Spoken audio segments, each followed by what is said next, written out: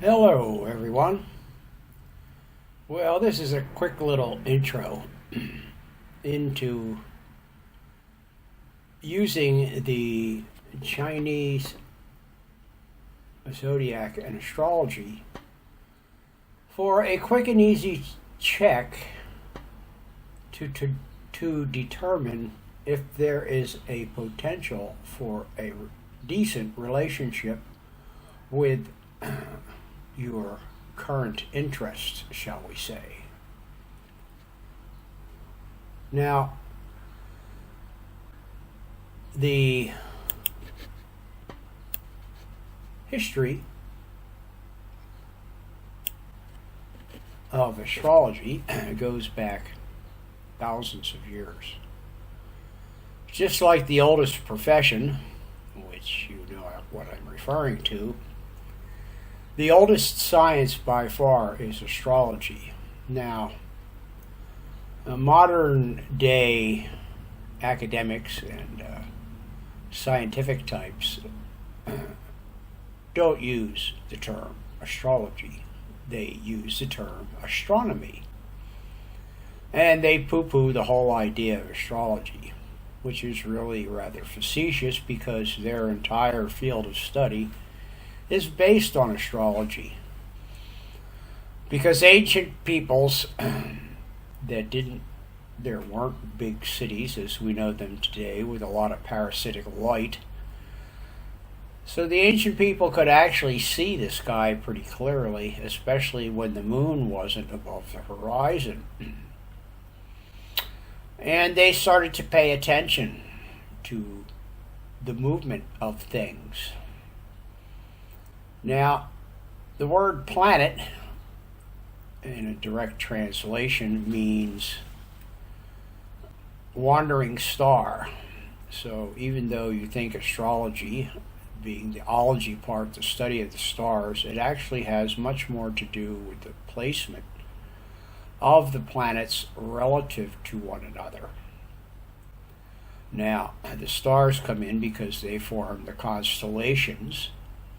And when you look from the Earth, which is geocentric, out to where a planet is, and the sun and the moon, for sake of reference, are considered planets, the backdrop of the solar or the stellar constellations become the sign.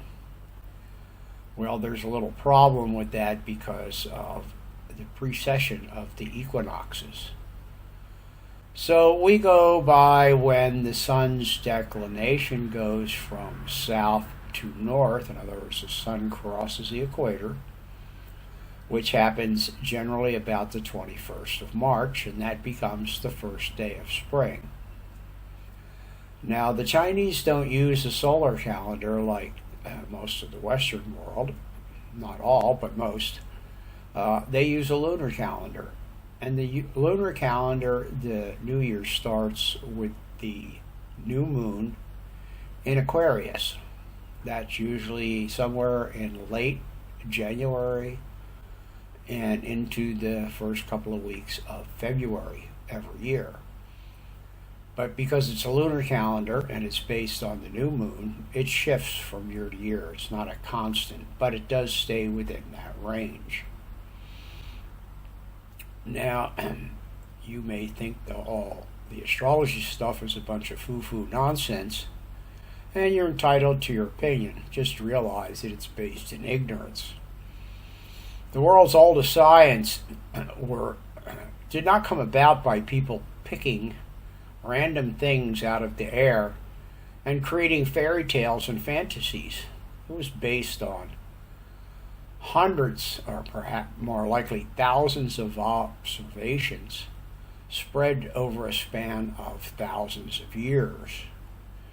And the people that were trained in such endeavors took very careful notes and passed them on. Now, you had to be considered an adept, I guess you might say, and you would go through, I'm sure, some kind of apprenticeship program to be allowed access to the occult or hidden knowledge represented by the movements of the planets. Astrology as it's practiced today is a relatively recent concept, certainly not more for the common person, the everyday person, something that's only been available for the last couple hundred years. And of course, today with computers, it's made it quite easy for anybody. You can go online for free and have a regular Western tropical zodiac chart created for free. Of course, the problem is then you've got to put some study in to understand what it says. Although they do have interpretations, which are cookbook interpretations of the different placement of planets in signs and houses, and the aspects, which is the angular relationship between points in your chart. However, unless you really want to get into all of that, what I usually do is a very simple beginning screening process. Is I go to this page on the internet. It's free, doesn't cost anything, and it's the Chinese astrology, Chinese horoscope. It's quite simple. You just put in your birth information. You don't need a location, you don't need a time, none of that. Just the month, the day, and the year. And you hit the go button, and in a second or less, it will give you a return and show you your Chinese animal. Now, this is where you get started, because you want to read what it has to say about your animal, whatever that might be. And you want to look down in one section of this to get your element, which is over here on the right side of this little table.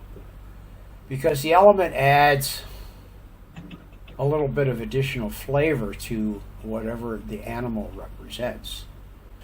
And that can also be important in comparing charts or comparing people for potential as a good mate or love interest, whatever you want to call it. Anyway, you make a notation of what animal you are and what your element is, and you can find out, they have these couple paragraphs down here, you can find out about all of that stuff about yourself. And you can keep scrolling down the page until you get to what I consider the important part, which is okay, here's your which is finding out about who can be your best matchup. And you can see here it says, in the case of this person is a monkey, so their best matchup is with either a rat or a dragon or a snake. And the signs that the animals that should be avoided are here, the tiger and the pig. That is, if you're a monkey. So there, in just a few minutes, you can begin your initial screening process. Now, as I said, it's a good idea to continue reading and get some of the information about the different elements, because they also have some information about how well the different elements interact. Some of them are beneficial, some of them not so beneficial. So if you can combine your Chinese animal with your element, it's pretty easy to see if the person that you're interested in, of course you have to put their information in and get their animal and their element, and you can compare the two.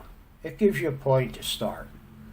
Now, if you want to get into the full-blown astrological chart calculations and how to compare them you're going to have to put your thinking cap on and be prepared to spend a bit of time, at least months, more likely years, gaining experience in how to properly interpret a chart.